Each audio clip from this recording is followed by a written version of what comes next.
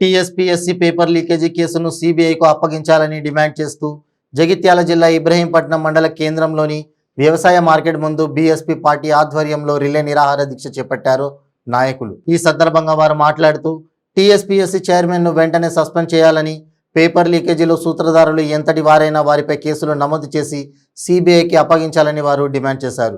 ఈ కార్యక్రమంలో బహుజన్ సమాజ్ పార్టీ జగిత్యాల జిల్లా అధ్యక్షులు పుప్పాల లింబాద్రి, బత్తుల లక్ష్మణ్, గూరమంతుల సురేందర్, ఇబ్రహీంపట్నం మండలం అధ్యక్షులు బొబ్బిలి కిషోర్, గోపి, గంగాధర్, జనసమితి కోరుట్ల నియోజకవర్గ ఇన్ఛార్జ్ కాంతి మోహన్ రెడ్డి, లక్ష్మణ్, వివిధ నిరుద్యోగ పోరాట సమితి సభ్యులు, విద్యార్థులు, యువకులు పాల్గొన్నారు. ఆయనను అరెస్టు చేయాలా, ఈ కేసును సిబిఐకి అప్పగించాలా, ఆయన పదవి నుంచి, చైర్మన్ పదవి నుంచి తప్పించాలా, దానికి బాధ్యత వహించి కేటీఆర్ గారు రాజీనామా చేయాలా.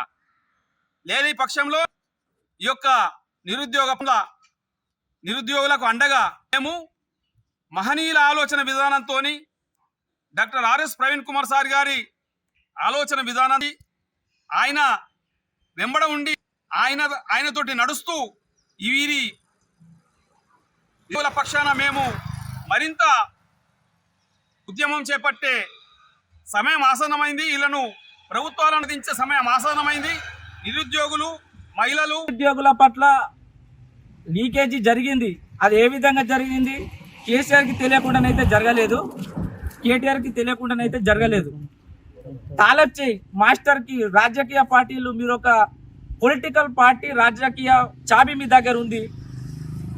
అయితే ఇది ఒక లీకేజీ మాత్రమే అని కొట్టిపడేసిన కేటీఆర్ గారికి మేము ఒకటే చెప్తున్నాం, మీకు అది చిన్న విషయంగా కనిపిస్తుంది కావచ్చు, కానీ ఎన్నో ఆశలతో పెట్టుకున్న బిడ్డల జీవితాలను ఇప్పుడు నడి రోడ్డున మీద పడ్డాయి. మీరు ఎందుకు బయటకు వచ్చి దీని గురించి వివరణ ఇవ్వకపోతున్నారు అంటే తప్పు మీరు చేశారని అందరికీ అర్థమవుతుంది. తెలంగాణలో మిమ్మల్ని తరిమేదాకా మా బహుజన్ సమాజ్ పార్టీ ఉద్యమం ఆగదు.